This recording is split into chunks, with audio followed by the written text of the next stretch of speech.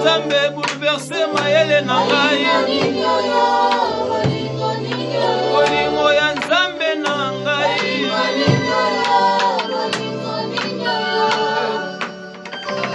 Bolingo no nakoyemba elongoli soni na ngai.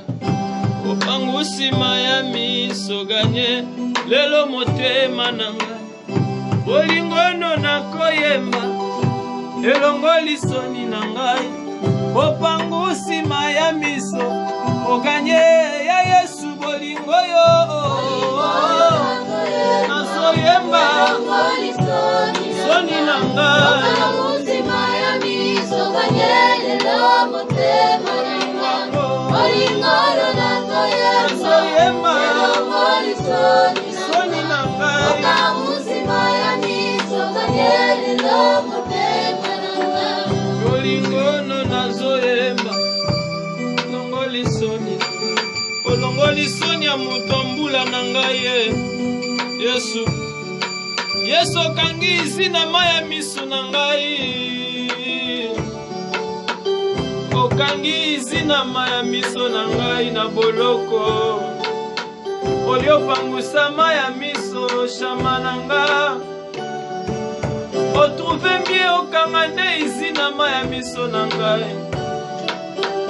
Okangi izina maya miso ya moto mbula boye. Bolingo no nakoyemba elongoli soni na ngai. Opangusi maya miso ganye ya Yesu. Bolingo yo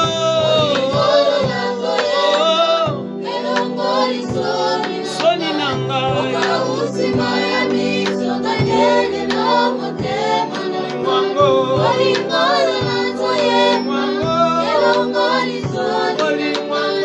Opangusi maya miso oganye lelo motema na ngai. Nabengaka yo Yesu héritage ya bina ngai.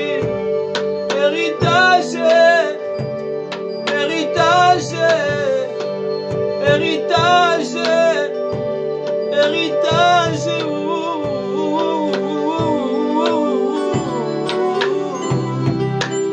Nabengaka yo Yesu héritage ya mwana na ngai. Kombo ya kotikela mwana tana kufi. Nabengaka yo lisusu héritage ya libota na ngai. Nabengaka yo lisusu mwena menji wani mema. Chimakinda shadai wani wakwimbila misambu na shimunzale. Wakwadore na shimunzale chikwesha misambu wani mwata wanye. Yoyoyo mwata wani ya Yesu. Bolimwango Bolingo no nazoyemba elongoli soni na ngai. Opangusi maya miso oganye lelo motema. Bolimwango Bolingo no nazoyemba elongoli soni na ngai. Opangusi maya miso oganye lelo motema. Sikanga na loba na lingio na yembango.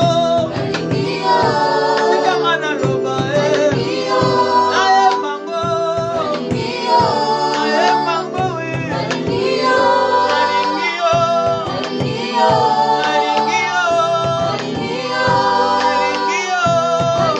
Elingio koleka nzembo pesi ngai.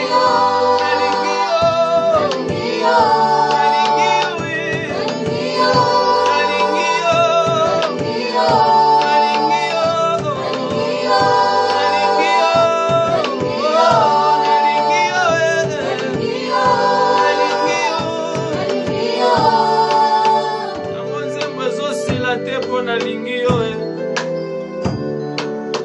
Yango malobe ezokauka te mpo nalingi yo.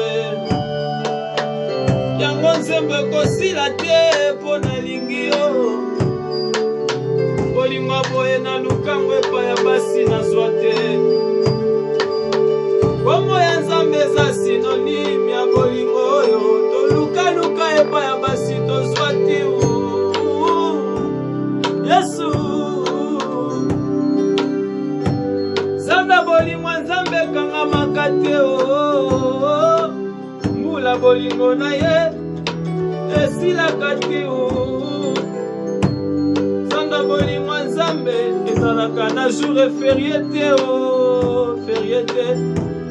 Nous vous disons merci. Nous sommes en train de préparer un grand concert et que Dieu nous donne la faveur, nous accorde cette faveur et que va confirmer si là nous sommes en train de préparer avec le beau-frère de musique, tout le monde qui est là.